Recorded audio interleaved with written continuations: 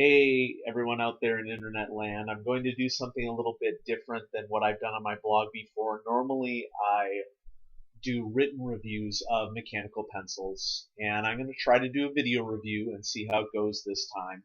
The pencil that I'll be reviewing is a pencil that I got for Christmas called the UNI Shift 0.5 millimeter. It is a pipe lock retractable pencil. And it has really unique mechanism for the extension of the lead sleeve, and that's going to sort of be the focus of the review and what I like best about it. You'll notice, hey, where's the lead sleeve on this pencil? I don't see it. Where'd it go?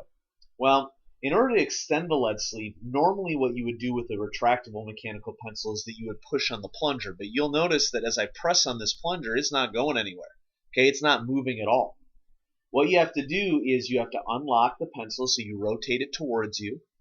And then once you rotate it towards you, you get some movement in this central section. And as you move this central section, you'll see that the lead sleeve extends at the end. Now, it continues to move. It's spring loaded. As I press on it, it springs back. And so what you have to do is when you press it down, you rotate it again towards yourself, and that locks it into place. And here we have our extended lead sleeve. This is great. It keeps the pencil pocket safe, allowing you to carry it around without any problems.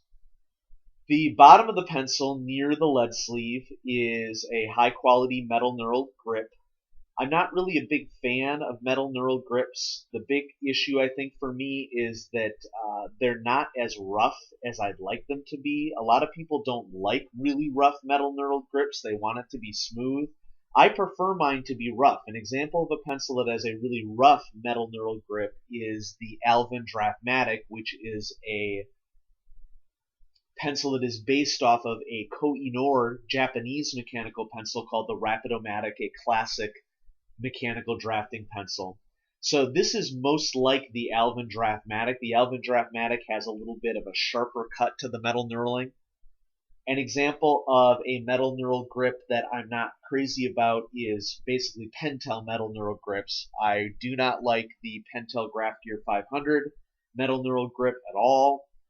I don't even like the metal knurled grip of the Pentel Graph Gear 1000, and I know that people are going to be screaming at the video when I say that. I just don't like the grip. I have small hands, I would say, for a man, and for me, metal knurled grips, I really have to have a good grip on it for it to make a difference for me in the writing experience. And so I tend towards liking plastic grips or rubberized grips or nubbed grips. But this is changing my mind on metal knurled grips, as is the Alvin Draftmatic. Now, moving up the pencil, big criticism of this pencil for a lot of people is that this upper section right here is all plastic, and so some people would consider that to be cheap. So long as it's durable and functional, it doesn't really bother me. The pocket clip is springy. It's small as pocket clips go, but I think that it gives it a little bit more modernized, elegant feel to it.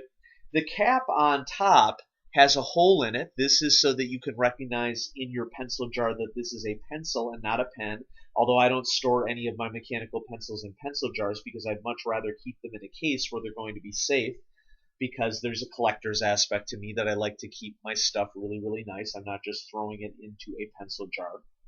Now, here's a big con of the UNI Shift when I take this cap off. Yoink. Uh-oh, there it is. It is a really tiny drafting eraser. I mean, all drafting erasers are small. They're small for precision. They're not really intended to be doing a ton of erasing, just every so often. Precise erasing. This is the smallest drafting eraser I've ever seen on a pencil. It's, of course, proprietary thickness. The Pentel drafting erasers do not fit in this pencil. So if you want to replace it, you're going to have to buy them separately. That's another big con. The UNI Shift erasing mechanisms, or I should say the UNI erasing mechanisms, and this is true of the UNI Shift, and it's also true of the UNI Kuratoga, another classic UNI mechanical pencil, is that there is just a ton of play in the eraser mechanism while you're erasing. I really hate that. most mechanical pencils that are really well designed have very little play in that erasing mechanism, and so that is another con for the Uni Shift. So pros include the retractable lead sleeve with a really interesting mechanism. I'm going to give the metal knurling a pro on this mechanical pencil. For cons, well, the whole eraser mechanism is the huge con of the Uni Shift, and it's a huge con of Uni mechanical pencils in general that I do not like. And so, is this pencil going to make the top 10? Well, I'm reserving all of my Christmas acquisitions. I'm going to review all of them before I shake up my top 10. I don't really see this pencil making the top 10 at all, but I also really enjoy writing with it. This is going to be a really, really close call. I don't expect that it's going to make my top 10, but I don't in any way regret receiving it. I'm glad that I received it because it's got this really cool mechanism and really cool styling from the pipe lock retraction. And so I feel really positive about the Unishift 0.5 millimeter. It's, I believe, available on jet pens for $16.50. Your mileage will vary based upon these pros and cons. Hopefully this review helps you out a little bit in making a decision.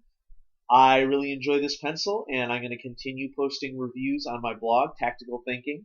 Tactical Thinking not only has mechanical pencil reviews, but I also talk a lot about my gaming hobby, role-playing games, tactical games like Battletech and X-Wing miniatures, and I also frequently report on my game club that I run at my school, and I'm trying to model positive social interactions and thinking through games for students at my high school. And so check out my blog, check out Tactical Thinking, and thanks for listening to this video review. If you like them, I'll consider doing more, and I will catch you in the cloud.